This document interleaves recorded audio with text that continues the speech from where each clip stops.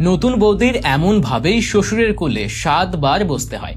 নাইজেরিয়াতে এমন একটি বিয়ের রীতিনীতি রয়েছে যেখানে যদি ঘরে কোনো নতুন বউ আসে তাহলে তাদের এভাবে শ্বশুরের কোলে 7 বার ওঠানামা করতে হয়।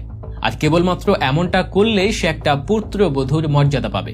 তবে আপনি জেনে অবাক হবেন যে এর পেছনে একটা অদ্ভুত ইতিহাস রয়েছে এবং তাদের বিয়ের এমন সব রীতিনীতি রয়েছে যা জানার পর আপনি অবাক হয়ে যেতে বাধ্য। যে বিয়ের কথা এতক্ষণ যাবত আপনাদেরকে বলছিলাম তাকে বলা হয় নাইজেরিয়ার ইটু বিবাহ। আর বিয়ের প্রথমে এরকম কাজ কেন করে সেটা জানার আগে আপনাদেরকে আরেকটা ইতিহাস জানতে হবে। বাড়িতে নতুন বউ আসলে অর্থাৎ ছেলে যদি নতুন বিয়ে করে আনে তাহলে ছেলের বউকে শ্বশুরের কোলে 7 বার এভাবেই বসতে হয়। আর এটাই হচ্ছে তাদের একটা ঐতিহ্যগত বিষয়। সেই 1600 সাল থেকে 1800 সাল পর্যন্ত এটা একটা গুরুত্বপূর্ণ সময়কাল। আর তখন এই বিবাহগুলো সম্পূর্ণ হতো নাইজেরিয়াতে।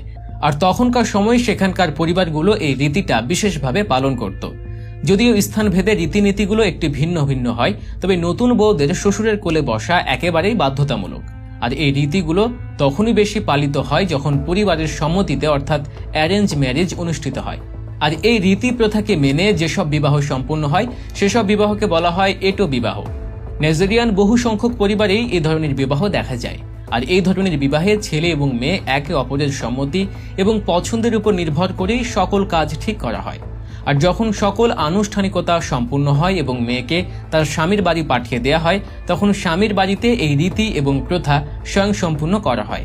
আর এমনটা যদি কেউ না করে বা করতে অনাগ্রহ দেখায় তাহলে সেই মেয়েকে বা সেই পুত্রবধূকে সেই বাড়িতে শোভা পায় না বলেই ধারণা করা হয়। আর এমনটাই তারা বিশ্বাস করে থাকেন বা মনে করে থাকেন। যদিও কেবলমাত্র 7 বার শ্বশুরের কোলে ওঠানামা করার পরেই বউকে তার স্বামীর হাতে তুলে দেওয়া হয় এবং এরপর বর যা খুশি তাই করতে পারবে তার স্ত্রীর সাথে। আর এই প্রথাটা অনুষ্ঠিত হয় মূলত বিয়ে বাড়িতে আসা সকল অতিথিদের সামনে। আর এই কাজে সমাজের এবং পরিবারের উপর প্রভাব এবং প্রতিপত্তি ধরে রাখার জন্য এ ধরনের কাজ করা হয় বলেই জানা যায়।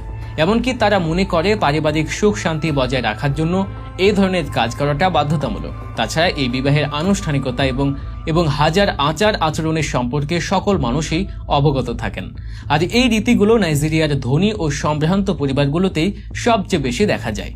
সেসব বিয়েতে এমন সব খাবার রান্না করা হয় যা জানলে আপনি হয়তো অবাক হয়ে যাবেন। আর এই সকল আনুষ্ঠানিকতার পেছনে একটাই উদ্দেশ্য, তারা মনে করেন তাদের সমস্ত কাজ করলে সে সম্পর্ক দীর্ঘায়ু হবে।